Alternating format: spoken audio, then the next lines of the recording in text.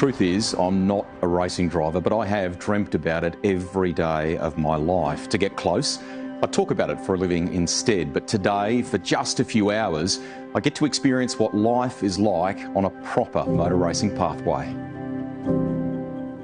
Passione Ferrari Club Challenge is designed to take customers driving racing cars who've never got any experience at all through to semi-experienced drivers to a level where they can go and compete in Ferrari Challenge as a fully fledged racing series.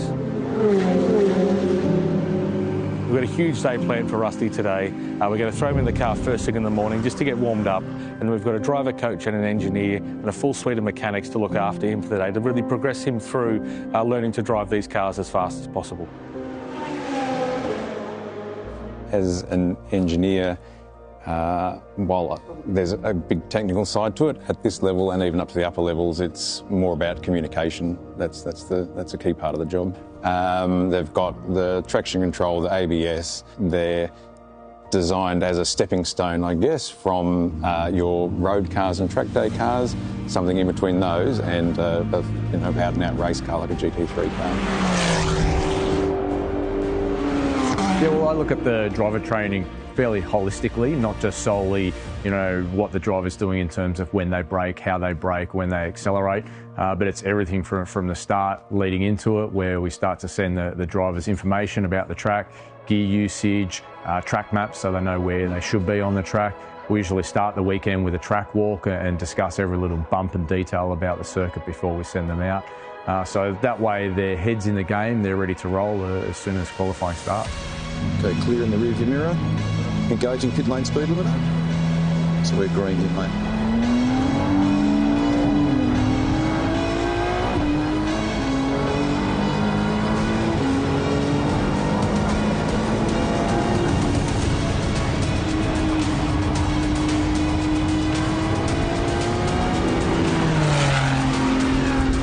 As you've just experienced, the big key to lap speed is brakes, first of all, because that's the first part of the corner that you reach. So we can compare two drivers and you can see one's braking at the 150 board and one's braking at the 100 board. So you can go, okay, you need to move your braking marker a little bit deeper, use a bit more pressure. If you look to this trace here, I'm the red, am I? You being the red. Oh my God, okay. And you can see you're about 25% of what Enzo's pressure. But you see the general trend of your speeds in the various corners. Mm-hmm. It's all there. It's all sort of following, give or take, the general theme and trend. Really, from our point of view, it's just trying to get the most out of the drivers through looking at what they do in the car, whether we need to pump them up, whether we need to pull them back a little bit, and just get all the nuts and bolts to align so that they can achieve what their objective is, and for some of them that's win races, for other guys it's just to enjoy themselves. Ferrari has treated me to every aspect of what their framework provides to their customers and racers. It has been a day of great perspective. The good thing is Antoine's car is going back in the transporter without a scratch, but I already want to do it all over again.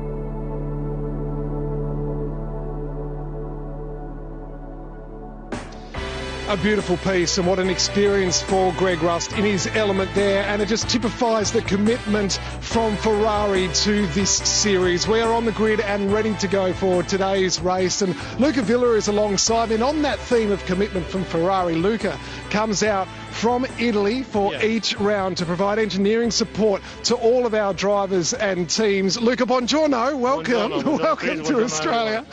Can you please tell us about your role and how a weekend looks for you? Yeah, you can see my guys working actively on the car now. Some issues at the starting, so we are here to help the teams and the cars to be reliable, to be always on top of the performance. So we are giving our experience from the other championship, Europe and Japan, to come here and help the teams, which are young but they are very experienced, to make the best out of the cars. So you touched on it there about the inexperience perhaps here as we grow this series and learn about these cars. How does it compare being in Australia to when you're joining series overseas? Yeah, in Europe it's like 30 years we have the championship, so the teams are more competitive between them. Here the teams are very professional but also very collaborative and very friendly. So it's nice to be here. Everyone is friend to the other team. So very happy to be here with them.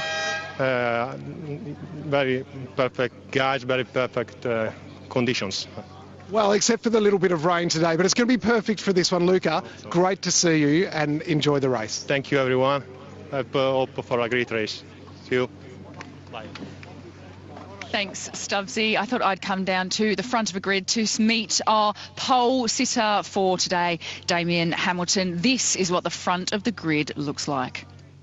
Yeah, it's a much nicer view of the safety car than someone else's rear spoiler. And let's just put this all into perspective, Damien, because this is your second round ever in this your debut season. You're very seasoned. You, of course, you've driven at the Bathurst 12-hour. You've also done it in Asia. But in this car, your second round ever, and you've popped it on pole. Yeah, I'm super excited about that. A lot of thanks to the Zagami Melbourne dealer team. Rod and Mel, they've worked with me a lot and really put us in a great position. And let's talk about the really kind of tricky conditions as well. We've had very mixed. It's dry, it's wet, it's dry, it's wet. We do have to say that everybody here, the Ferrari Challenge, everyone is on slicks. So what is going through your mind right now in terms of the conditions? Just really trying to focus on getting clean power down on all of what I can control. And all I can do is put it in the right part of the track and try and make sure that I do my best to get it out of everyone else's way.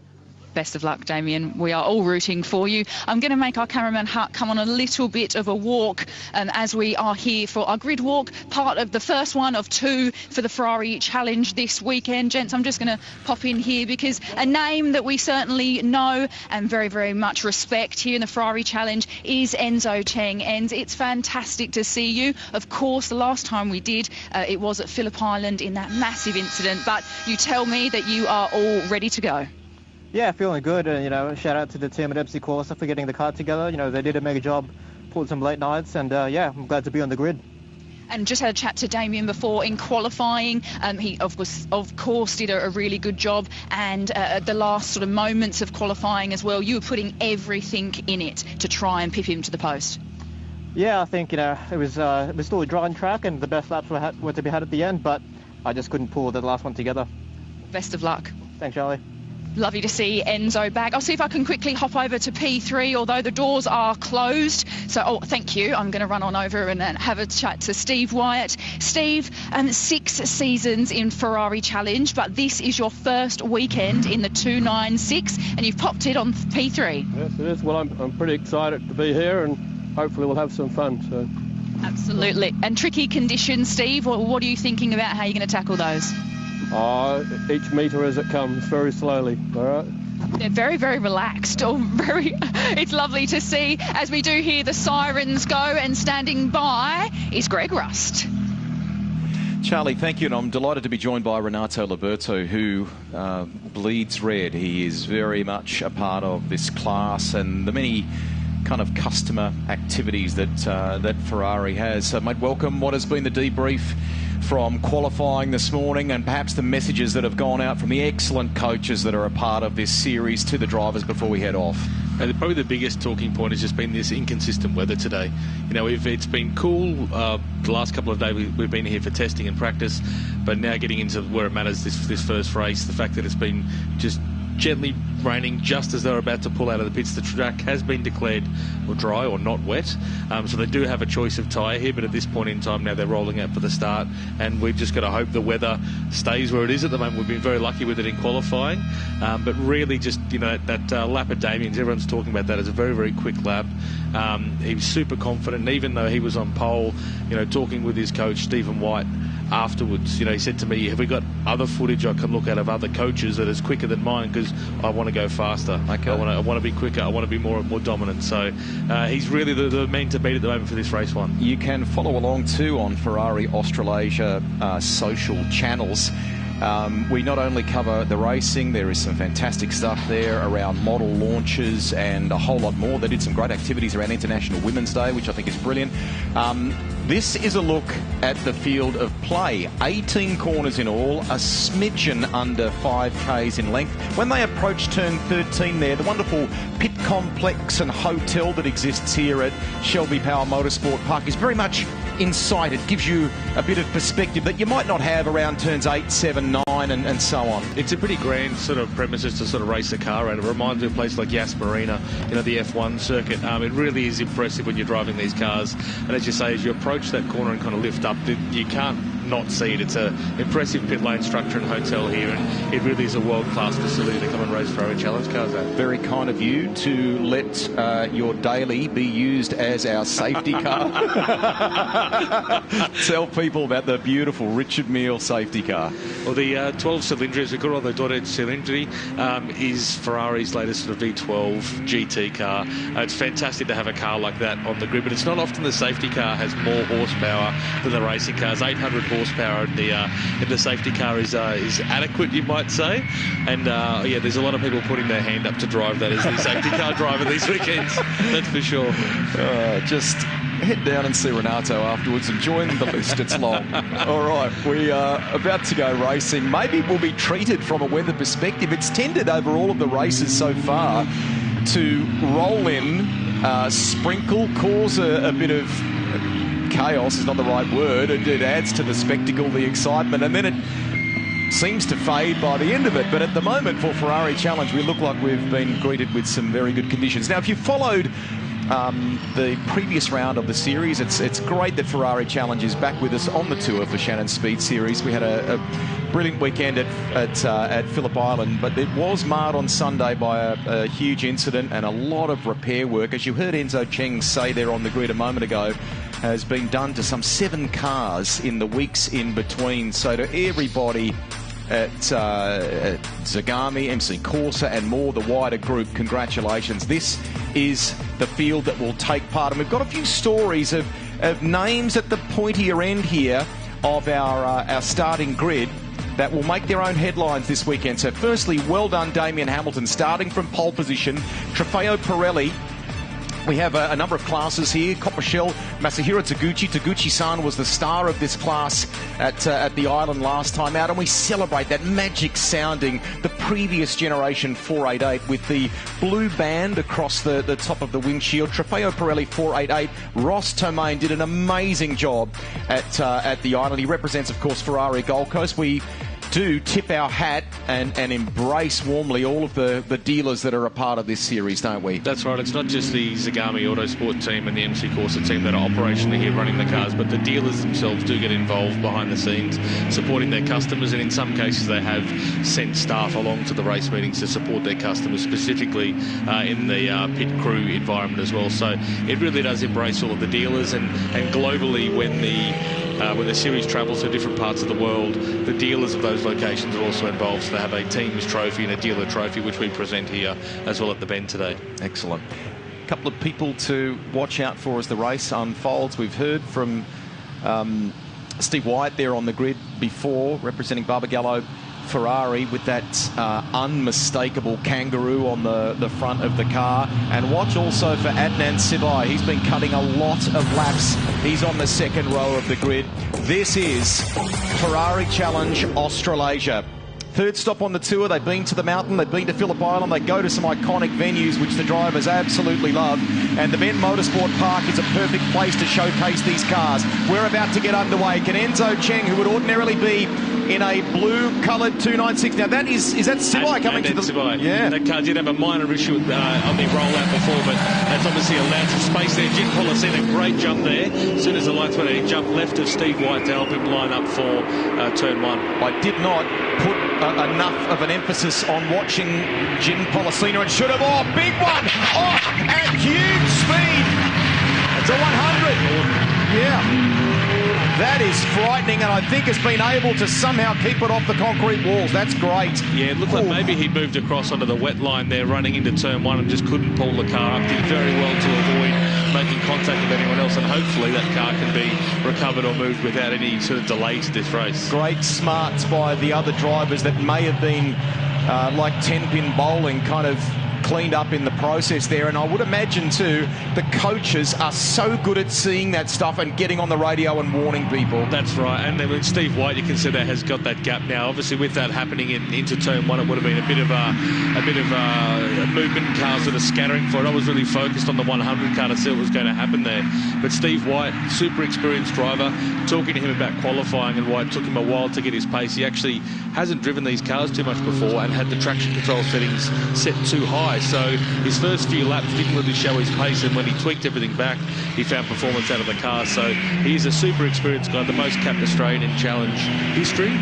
6 championships that he's worked throughout the years, and I've spent some time with him in various classes, and he's a very experienced guy and will be sort of head down and they'll have to chase him down. Often understated, I think I should say too. Doesn't always necessarily, he's very good and gracious when he wants, you know, when we turn up and ask to do an interview, but fundamentally I think he just prefers to quietly go racing, doesn't he? That's right, yeah. He's a quiet guy. He sort of is very humble, but you know, for anyone that's managed to kind of qualify and then race at Le Mans 24 on a Ferrari GT car has you know, in my book has done more than enough racing to be classified as an experienced guy. Looking at the live track map, it does seem as though the 100 is coming through turns 15 and 16 at the moment, so it's quite a gap back to the final car of the leading pack, if you will. But the positive in that is Emil Norton's been able to rejoin the race. We'll see if it comes to the lane, but it's at least circulating, which is good. Yeah, and that car had a fair bit of air in the air. It looked when it sort of got to the inside curve, so you can see that front left-hand side of the splitter looks a little bit high, but I think it's just the bumper is a little bit sort of pushed up, but ultimately the car looks mechanically okay. But it was a big moment for Emil Norton. And we'll get an update on what's happening with Adnan Sibai's car too. I think Renato sort of flagged what it's very likely to be, but Charlie will be on to that in the lane. In the meantime, Wyatt leading Hamilton by 1.2 seconds, but Hamilton is now starting to feel comfortable, I think. We're starting to see a bit more in the way of impressive sectors for him. The driver who's probably not quite where, given everything that unfolded going down into turn one, is the 17 here. It's stealth black this weekend. Ordinarily, it would be kind of a bit more of a powdery blue. I don't know the correct Ferrari colour for it, but that has been the signature colour for Enzo Cheng in this class. But with all the repair work that's gone on, I don't think they've had quite the time to finish the wrap and paintwork, so to speak, just yet. I think that's the case for us here. I mean, there's a lot. I wouldn't even know, but it would be hundreds of hours that have gone into all of these cars. It is truly a huge effort from, you know, a team of people, not only here but in head office, sourcing parts from Europe, and the team in Europe getting parts to us in time. So they were really up against it, but you know, to get all of those cars back out and all those cars competitive on the grid is a massive effort. And he put that car on the front row. He was fast on Friday afternoon, had some real spring in his step, and felt as though that, you know, considering the magnitude of the work that they've had to do to that car to repair it, it was straight, solid and good. Let's see what he can do from position 5. We've got a way to go in this one. For now, let's go to Charlie. Thanks, Rusty. Just following up on what happened with Adnan Sibai. He's still in pit lane and the engineers have the laptop out on the roof. I quote directly from the Italian team that here, it's the stupid electronics. That's what they said is causing this issue. Would have been said with some passion and emotion too, Charlie. And if I know Charlie, she might be just quietly suggesting she's up for a test drive at some point somewhere. So back we go. Wyatt by 1.1 seconds now, but the quickest lap of the race so far belongs to Damien Hamilton. It's a 1:55.98. We'll see the times continue to improve there. Car 2, well, that's Robert Scott for Ferrari Sydney. And that's a perfect example here of our multi-class. So that 127 car there, the red 3 car there of David Trewern, the yellow windscreen banner, he's leading Copper Shell at the moment. Yeah. So he's P3 outright, but leading Copper Shell by sort of 3 places back to now Kogan with a position change.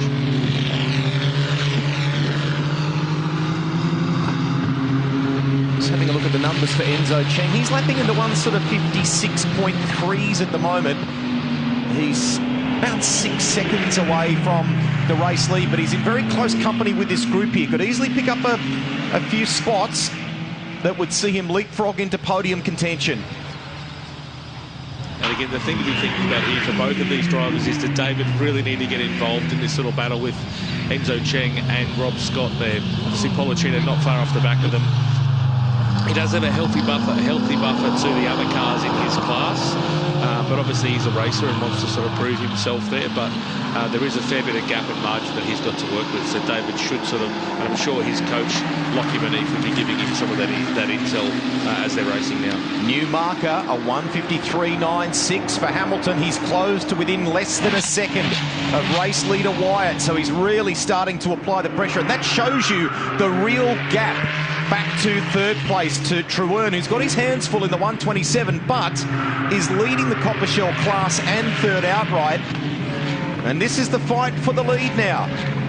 And what will be interesting, Rusty, just looking at my notes here from qualifying, as I mentioned, Steve had that traction control issue, so wasn't really pushing the car as hard as he possibly could there at the start of the qualifying, but he's actually got 2 flying laps less on those tyres, so this could really play into his favour towards the end of this race, having that first set on the car that's for qualifying 1 and race 1. Will obviously a little bit fresher for him come race end.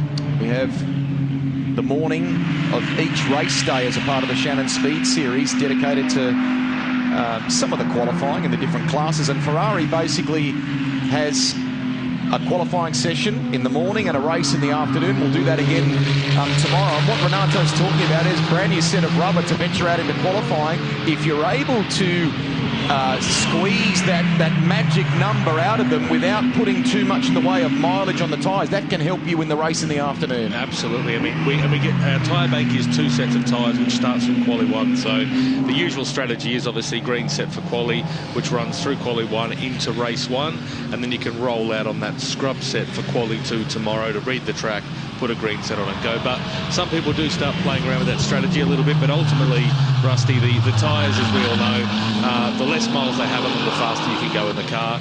But not only the faster you can go, the more agile the car can become. So if you are fighting for a position, as we're seeing now on screen here, it does give you that upper hand towards the end of the race. You're a racer. You're a very, very good driving instructor. What does Hamilton do here? Where is the best place? He's within half a second now of Wyatt as we head back and have a look at some of the action going on as far as the... That's to main there, yeah. P12 now as well. And look at that, once again, I mean, as he was doing at Phillip Island, he was superb at the island in the older gen car. Still looks cool, that thing, doesn't it? And sounds cool, yeah. Sounds cool, yeah. It's still a very quick car as well, and as Ross is showing here, you know, the car is very capable around the racetrack. Yeah, to come back to the fight for the lead, what is it now, 0.3 between Hamilton and Wyatt. What's the best place? And Wyatt is starting to respond, incidentally, too, with the fastest time in the first sector. So he's realised now that Damien's applying the blowtorch, if you like, and has to up the tempo. So Steve's doing a good job here. What's Damien got to do with less than 20 minutes to go? 17 and a half, in fact. And so we're coming up to roughly that sort of halfway mark of the race. And I'll be sort of trying to get Hamilton on the rear of Steve to put a bit of pressure, but really understand where he's faster or slower than that other car, to look for the opportunities of where you can overtake. You know, every corner isn't necessarily an opportunity to overtake, particularly around somewhere like the Bend. You do have 3 or 4 corner sections where it can be a bit of a chicane, but it does give you an opportunity to pass on the back end of that. So I would be saying don't rush at the moment, just see where your pace is at compared to his at different parts of the circuit, and just keep the pressure on, because, you know, he may make a mistake. As I said, he's a very seasoned racer, but he's not spent a lot of time in these cars, so he may make a small mistake, which gives Damien the chance to kind of really close that gap and look for an opportunity to get through. When you talk pressure like that, is that still with a key message from the coaches to try and avoid curbs? No curbs if possible. Yeah, if possible, and particularly because we don't know what condition they're like. When we went out for qualifying this morning, where you can see it's still damp on the edges of the track here, the curbs were still very slippery. So we want to try and avoid the curbs if we can at this phase of the race, because we don't know how much grip there are there, but also you can damage the tyre. Okay, 0.5 of a second, but the important aspect of the story is that Wyatt has responded with a 1:53.232. That's a new fastest lap of the race. So he's got the best number that we're seeing in the first sector, but Hamilton's mighty in the second half of the lap. Sectors 2 and 3, he is the quickest on track right now. And it's interesting seeing here as well with Enzo now behind Truern. Obviously, Truern's let Rob Scott through at some point. It was whether he does the same with Enzo, just to kind of free Enzo up for the chase of Rob, but also just to give himself some clean air to work with.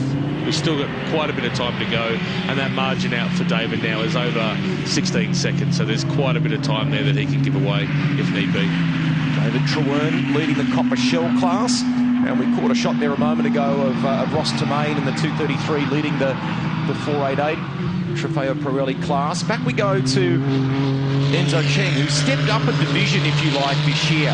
He's our reigning copper shell champion. There were many moments last year where he was fighting for outright wins, and has, in relative terms, his growth is a tremendous story for this class as a driver, what he's been able to achieve, and quite rightly stepping up to the outright Trofeo Pirelli division this year. Yeah, that's right. I mean, he's always been applied to his racing. He does a lot of test days and track days in some of his road cars as well in between to keep himself fresh and active behind the wheel, but he's always been so calm. We've spoken about this on the grid. He seems very mature for someone on a racing sense that hasn't done a huge amount of racing in his career. And he always drives with a very level head. So, but it just seems so far this weekend he hasn't had that brute pace that we've seen from last season. Even the start of this year, we haven't seen him really, that far ahead of the field. Maybe it's the rest of the field are improving at the same rate as he is, so it's all sort of levelling out as well. But there is certainly some stiff competition there with the likes of Wyatt Hamilton and Scott now in this field. He relishes that, though, the chance to go back, immerse himself in the data, talk with the engineers and coaches, and it may not be at the moment providing the sort of gains that we expected for Cheng back in 5th place. Let's see what Sunday brings for him. That's right. And his coach is still Ben Porter, who's carried over from previous races. We spoke about in qualifying, that benefit of having a coach, Ben, this weekend running with VR and the Aston Martin in the GT World Challenge. So having a coach who's also racing here can, on a day like today where the track is evolving and changing a lot, to have someone that's just jumped out of the car for 40 minutes of their own driving is fantastic information to give the drivers, immediately before they're jumping in the car.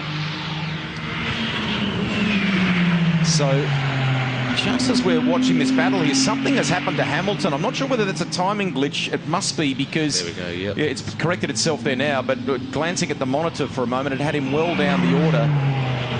But as you can see clearly from what's happening on screen, the battle is on for the race lead at the moment. And if anything, I think Hamilton's maybe had a couple of laps where it's cooled off a little bit, reset, and now go again in this second half. And you can see that battle for first there, the times. It's, Damien's been consistently sort of putting pressure on Steve to the point now where he's obviously going to be really filling that rear vision camera up with a whole lot of red Ferrari, which is great to see as well.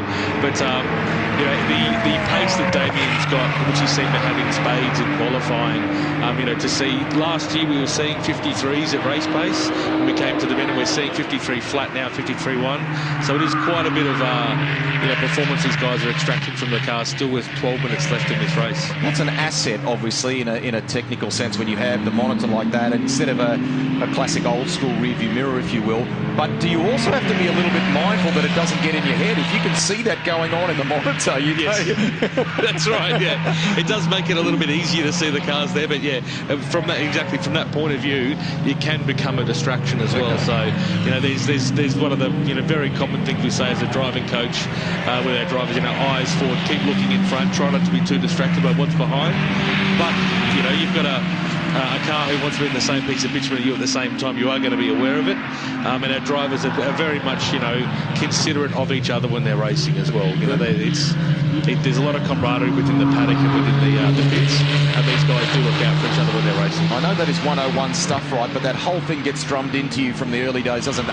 Look up, look well down the road. That's just a fundamental, isn't it? It is, and in any race car, or even kids in karting, you want to be looking and planning ahead of the car. Reaction time is part of it, definitely, but preparing yourself for where the car needs to be placed before you get there is a pivotal part of driving a race car. And when you're taking corners at 250 k's an hour, you are travelling a lot of distance in a very short amount of time.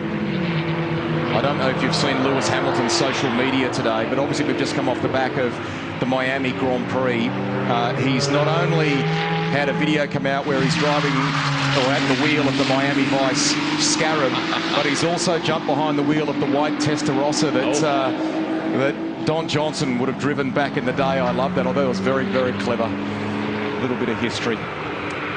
Back we go to the race lead. New fastest lap for Hamilton, 152.099. The gap remains sort of status quo at 0.5 of a second. We flipped the discussion to Steve here now, because he's again been strong through the different sectors. But he's resisting this pressure here. All of that experience you talked about before, the most capped in the class and so on, that's worth something in these moments, isn't it? It is, and just looking now, Rusty, as you sort of bring that point up, looking at our track map here, they're only a few corners away from starting to lap traffic now. The rear of our grid, our Copper Shell our Trafalgar 488 drivers and some of the Copper Shell drivers. So I think that sort of extra experience to Steve driving in multi-class categories like GT World Challenge, and also some of the other GT racing he's done where there are GT4s and GT3s on track, will probably come into play here. I know Damien's done that and done very well at Bathurst and overseas, but I think when you're the first car getting there, you can make that decision a lot better than the second car arriving at traffic. But we'll see how that pans out. I'd say within about a lap, we'll probably start getting to that lap traffic.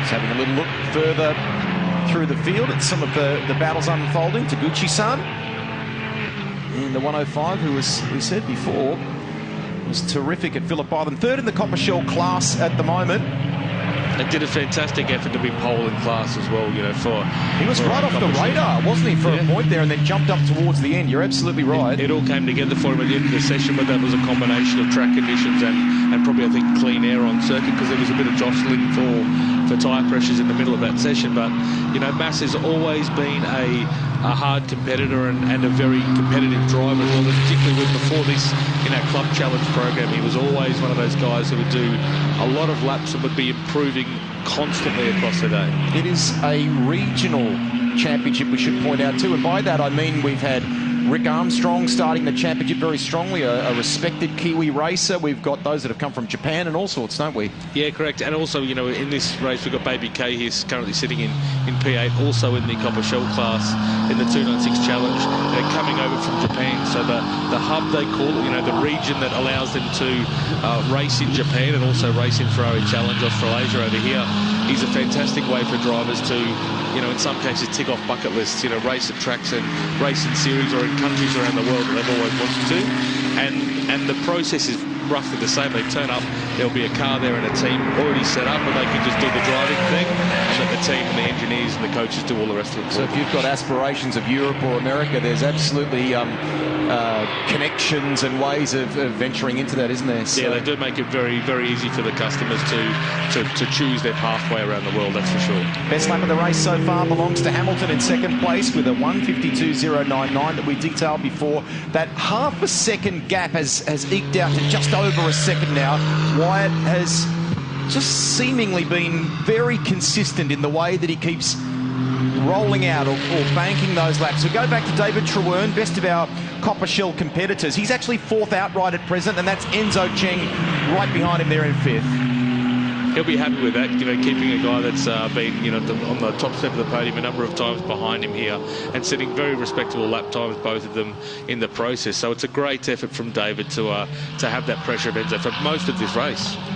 Now, little story that we would perhaps encourage our pit team to chase up is what's happened to Jim Policina down in position 12.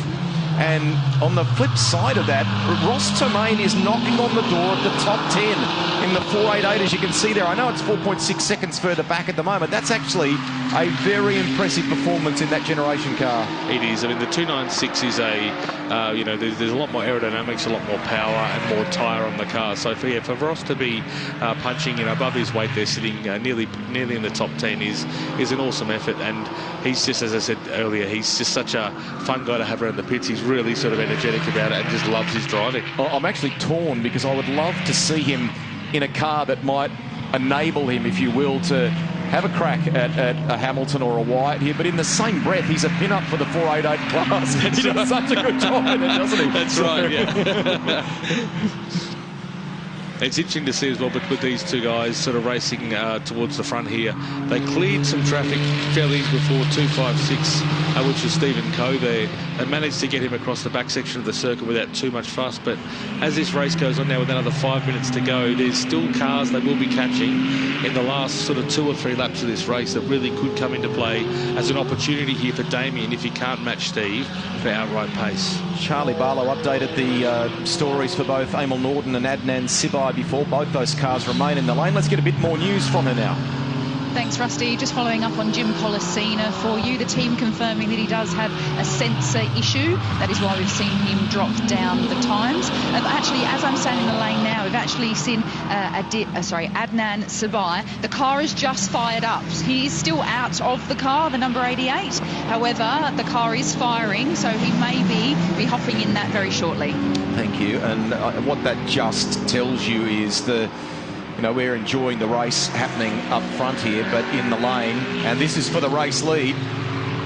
Steve shuts the door. It was very shallow for Hamilton there. He really had to get that car stopped with a less than ideal line. And now, when you go into turns 2 and 3 like that, it is actually very easy when you've had that pressure moment, if you're not back on the ideal line, to muck that sequence up, and that can hurt you at 5 here, can't it? That's right, Rusty. You lose a little bit with that sort of shallower line and kind of checking up at the apex at 1, but you actually lose even more at 2, 3, 4, 5 because you're accelerating the car the whole way through that sequence of corners. So as you can see, it's really hurt his gap here to Steve. It's given him the buffer he needs, and probably thankfully for Steve, we spoke before about the traffic now coming into play. It's given him a lot more clean air to sort of navigate that traffic without having to defend for Damien as well. Smart. It was actually really smart by Steve to make that kind of play in some respects. Policina, that we were just detailing there with Charlie, you can see him slowing with that issue in the background. Steve White, of course, representing of the different dealers that we have in the sport. He's representing Barbagallo Ferrari from the west there, obviously.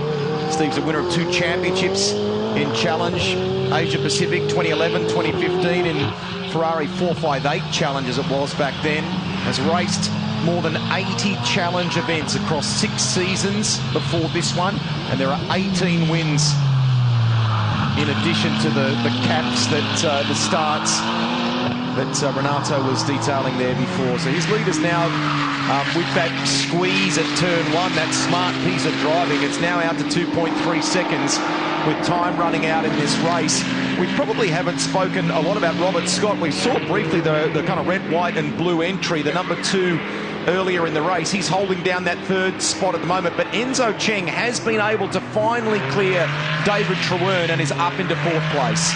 And that, as you say, Robert Scott there that's on the screen now in the number 2 car, which was fielded by Rick Armstrong at Phillip Island. Rob's done an amazing job. I saw him after qualifying, and he's just so chuffed to be here and driving these cars. He's done a lot of motorsport in other categories, state sort of level motorsport, and taking a step up into this. It's probably a big step for him, but he's just absolutely loving the, pardon the pun, the challenge of it all.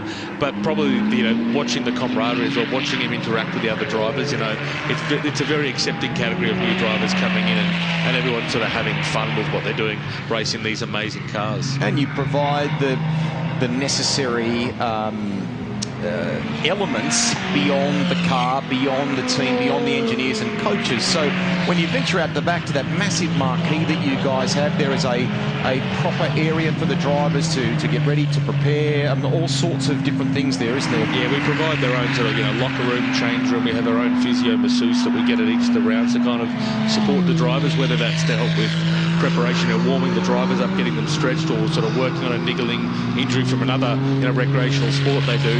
We have that level of support there to help them, but in some cases as well, for drivers that are new to racing these kind of cars, they will give them an exercise plan to help them work on strengthening their neck, working on their braking leg muscles, shoulder strength. They will help them, on the driver's side of performance as well as the car side, of course. And I've managed to sneak my way into the wonderful corporate facility above us. I had spoken to security about that, but they looked at me oddly, and quite rightly too. So, but a wonderful view of the track about here, actually.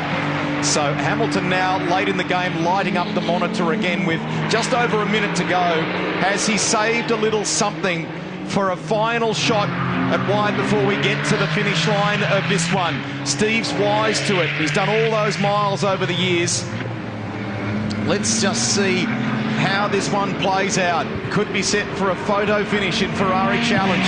Scott holds down third spot. Best of our copper shell competitors remains David Trewern. And Ross Tamain still knocking on the door of the top 10 in 4.88. He's in 11th position at the moment. Enzo needs 11 seconds to get to Scott. I don't think that's going to happen, obviously, with the time that we've got left. And looking at the timing screens as well, the 7th and 8th there, Baby K and Masahiro Taguchi must be having quite a close battle. Only 7/10 between them now for under a second. It's been for quite a few laps. So there's a nice sort of grouping of battles going down throughout the different classes, but also the different drivers within those classes. If our team in the outside broadcast truck rewound the vision, it looked like this several laps ago, didn't it, between these two? It's exactly the same. So they've been at it for quite a distance now. Baby K and Masahiro Taguchi, love it. Best lap of the race. Hamilton has actually, I think, bettered the mark, albeit slightly. It's nearly a 51, a 52.096 as he continues to chase. Wyatt's responded, though. The gap back out to 0.6 again now. Clock's about to count out, and then they'll get one lap to go after that. Where are we here? Final few corners, in fact, so we might actually get another lap beyond that. They'll get to the line, I think, beforehand here, so... And I had a chat to Damien after qualifying, and he wasn't actually aware, because he's relatively new to the series, but another round he's done, but didn't know that there was actually a bonus point for qualifying on pole. But he also said there's a bonus point for fastest lap in the race. So there's maybe a bit of strategy here as well, that if you can't beat him to the top step, at least beat him to the best lap and get that bonus point. It may make a difference, in terms of his championship. And that's the kind of encouragement that actively happens from the coaches. They're well, I mean, he's in the thick of battle here. He's got his eyes squarely on Wyatt up in front of him and not wanting to make a mistake as he tries to close him down. You've got that wise voice in the back of your head saying, hey, let's think about this. Yeah, exactly right. You may not want to risk the overtake at this stage, but you may want to just take the extra point off him when it comes to the overall championship at the end of the year. They sweep through this sequence of corners here. That's Ross Tamain. They'll be closing in on now as well, so I think Ross will be wise to it and sort of give them plenty of space to sort of work their way through here. Or not. Oh, maybe not. It's awkward, but it looks like it might work for Hamilton. He's going to get it done. The lap competitor making life hard for Steve. Steve Wyatt is now going to try and sneak through the middle, through the gap. Can't do it there. Oh, that's brave stuff coming into 13. Hamilton will hold it. And we spoke about the traffic, and I didn't think we'd get it this late in the race. There's not many corners left here to see Steve have an opportunity. We're sort of talking down into probably turn 17, or the final turn where the run to the line is the only two opportunities he's really got to make that position back. Damien Hamilton's had racing experience in Thailand, Malaysia, GT4, Sepang 12 hours, finished on the podium in the Pro-Am class at the 2026 Bathurst 12 hour. This is cool stuff. He's been able to squeeze even more out of it. Now the shoe's on the other foot here. You've got Wyatt chasing, perhaps frustrated in the wake of what's gone on with the 488, and checkered flag waves. It's the win for Hamilton, and it's decided in the end with that moment with lap traffic that ultimately has played the way he's ducked right and moved left and so on, as that played out, has worked in his favour. Yeah, I mean, he's read that beautifully, and full credit to Damien in terms of just he dropped back earlier on when we had that other traffic, and he's really fought his way back to keep that pressure on Steve. If he'd given up at that point and just said, I'm happy with second, he never would have had that opportunity. So really well played by him, and also to Steve, obviously throwing everything at it for those last couple of corners. Robert Scott will get third. Here's Enzo Cheng crossing the line in fourth place. David Trewern in the background there will claim the copper shell class, and we've seen Ross Tamain continuing to comfortably lead the 488 class, and he should bring that car to the line and seal that. What a story, the way that played out between Hamilton and Wyatt. Steve's a competitive guy. He'll be kicking himself too, but it was a little, not luck of the draw per se. It was about who went which direction, wasn't it? Yeah, I mean, it was an each-way bet for them at that point, I think, and it would be, I'm sure there'll be frustrations there, but I mean, they all did well to get through it. As I said, they respected each other's space there and got through without any other issues. It's also worth mentioning car 144, Andrew Cogan, finishing second in Copper Shell. We didn't see much of him from that race, but for somebody to effectively split David Trewern and Masahiro Taguchi, two very experienced challenge guys that have come up through the ranks of Club Challenge, to split those guys and finish where he did, it's a fantastic drive by him. Well done. We saw Adnan Sibai's car venture into the lane just before the start of this race. You can't miss that paint scheme on that car, but it has been able to rejoin the race. He's finished ultimately, as you can see on the results there, in 14th place. Congratulations, though, go to Damien Hamilton for Ferrari Richmond. He will take it out from Steve Wyatt, and it ultimately says 3.4 seconds, but it came down to a nail-biter with some lap traffic with only a couple to go.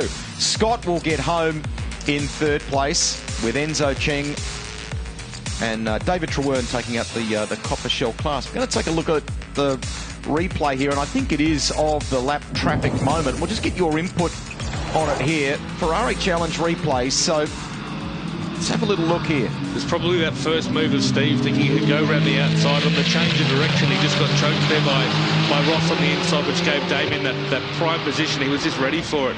I thought there was a move on there, but it looks like Ross may have moved across as well to avoid going on the wet line. So it all happens at a very, very quick rate there. But as I said, Damien needed to be in that position, needed to have that pressure on to have that opportunity. So full credit to him for making that work. And if you're in Ross Tomaine's shoes, you're not asking him to completely roll out of the throttle. You're asking him to position the car in a certain place to let them play on, aren't you? Exactly right, yeah. It's not his battle to be involved in. It's for a different class, and he's effectively going a lap down there as well. So you'd be trying to just keep out of the way and kind of just stick to your own race at this page.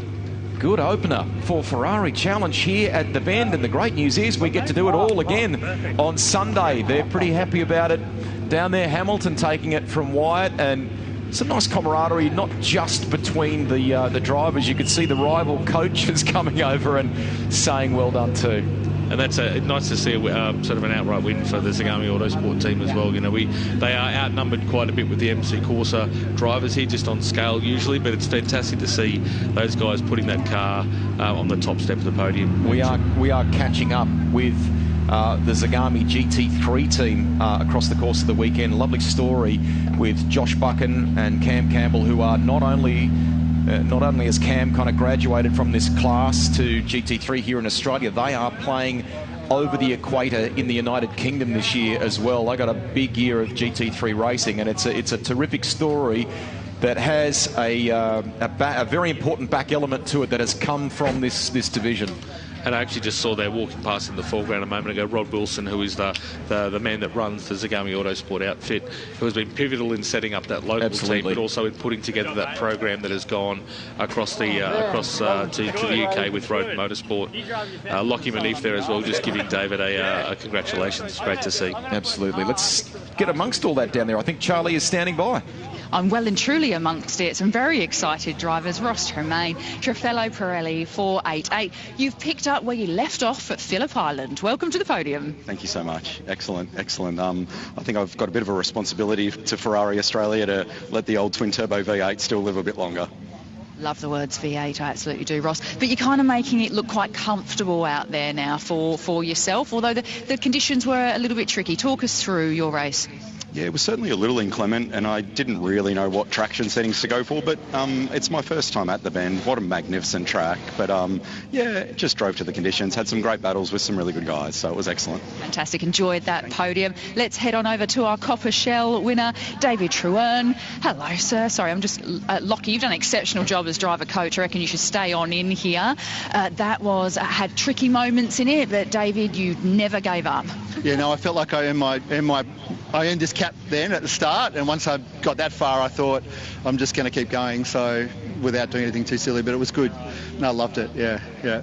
Massive smiles, and working with Lachlan this weekend's obviously paying off. Yeah, absolutely. I give him a hard time, he gives me a hard time. Works out well.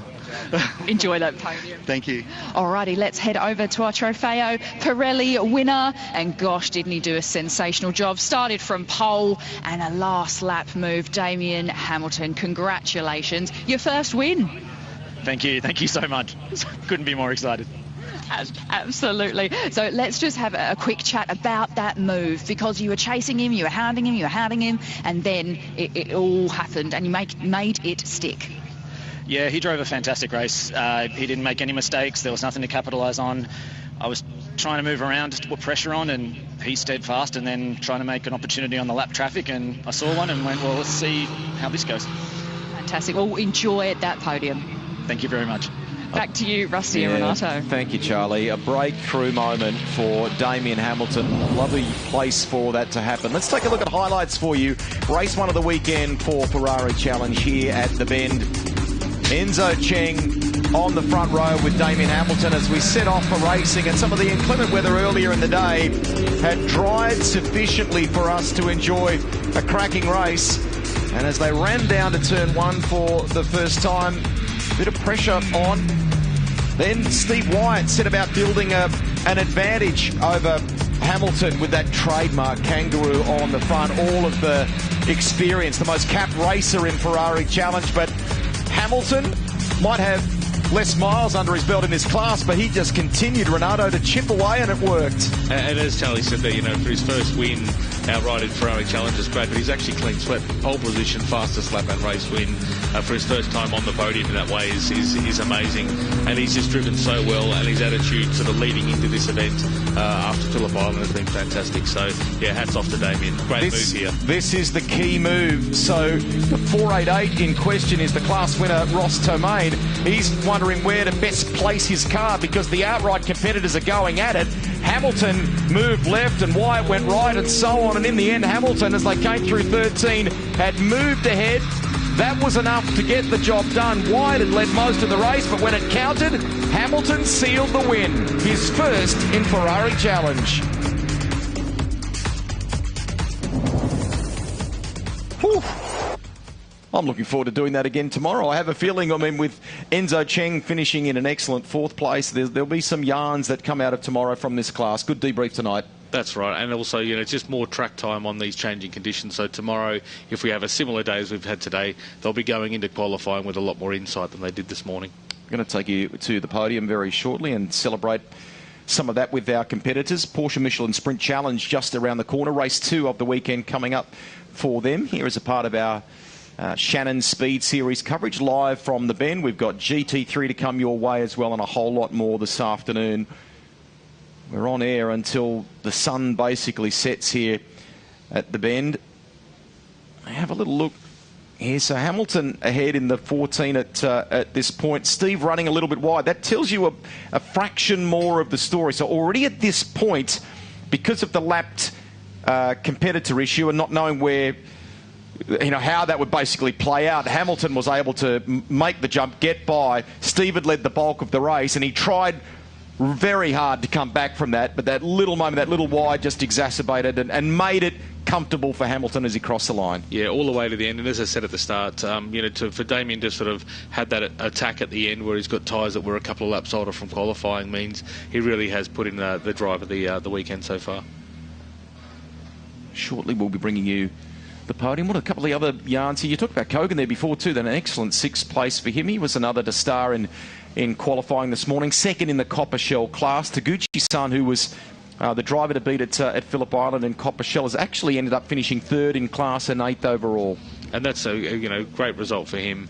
Only Baby Kayla as well for 3/10 between them. At the end. It's obviously a very, very close battle. They'll be both, chuffed with that experience, sort of racing together. Guys that race together in the Japan series from time to time, racing together at the Bend is a great story. The crew on Jim Policina's car will iron out that issue for Sunday as well. He's ultimately finished 12th. He'll be a contender for a win come Sunday afternoon, won't he? He'll be even more motivated tomorrow for sure. That were you camping out just to the left there? That's Renato's glamping location there. You've been working long hours here at the track, mate, haven't you?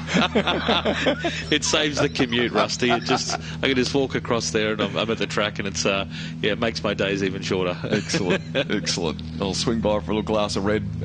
Right, so Scott, we haven't talked too much about Robert Scott either there too, jumping into that car that Rick Armstrong had superbly driven in the opening couple of rounds, and he's ultimately squared away a top 3 result in the first race of the weekend as well. Yeah, I mean, he'll be absolutely ecstatic about that. And the fact that he sort of, finished with a straight car, and every lap for him's learning more and more that he can about the cars and the traction control system and the fly-by-wire brakes. So that's him there. The classic racing driver hands. We all know those racing driver hands, but yeah, he's driven a fantastic race. Well deserved. Podium underway here. I think that's Ryan Lewis from Ferrari Australasia on the microphone, introducing the drivers as they make their way up here, our various class winners. And the winner of race 1 in Trofeo Pirelli, Damien Hamilton. There you go. Cool moment. A breakthrough for Damien Hamilton. I see a good shake of hands there between Steve White and Damien Hamilton. There's no love lost between the two of them in terms of that last lap there, lead change. But yeah, great to see those guys on the podium. And also, compared to the last few rounds we've seen end of last year, now some fresh faces on the podium. And to receive the Copper Dealer Award for race 1 of the Trofeo Pirelli class, please put your hands together for Ferrari Richmond.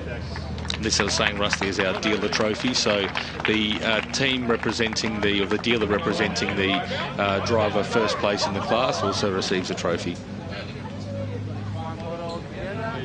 So as Jack Santa Maria there, one of the guys who's pivotal in getting those cars repaired after the Phillip Island. They have done some long hours, haven't they? Even helping some of the Sydney cars get repaired as a result of just the backlog in the workshop. So truly, as Luca Villa from AF Corse said on the grid at the start, the team's working very closely together to ensure as a category and as a group we're all sort of helping each other out. That setup that AF Corse have for each round is actually pretty impressive. As the race is unfolding, if something is needed, they're onto it as the race goes. It's cheers and congratulations at the end of race 1 of the weekend for Ferrari Challenge. We'll do it all again tomorrow. Our thanks to Renato Liberto. We are not done yet, though. As far as the Shannon Speed Series is concerned, we'll grab a break at the bend. More in a moment.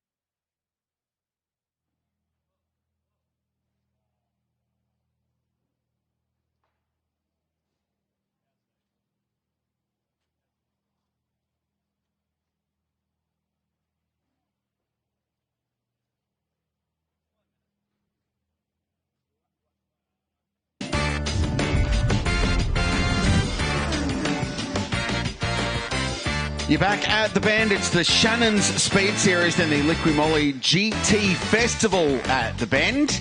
Hope you're enjoying our coverage. It's been a big day so far and feels like we're still yet to peak because there's still much more to come your way. Crazy conditions, intermittent rain showers in between some patchy sunshine, but the theme has been highly combative and highly competitive motorsport across the course of the day. And the best thing is we get to do it all again tomorrow. So if you're within a couple of hours of this great racetrack, just an hour and 15 minutes to the southeast of the great city of Adelaide, get yourself out to the Bend tomorrow, Nick Percat, and see some of these great racing cars live.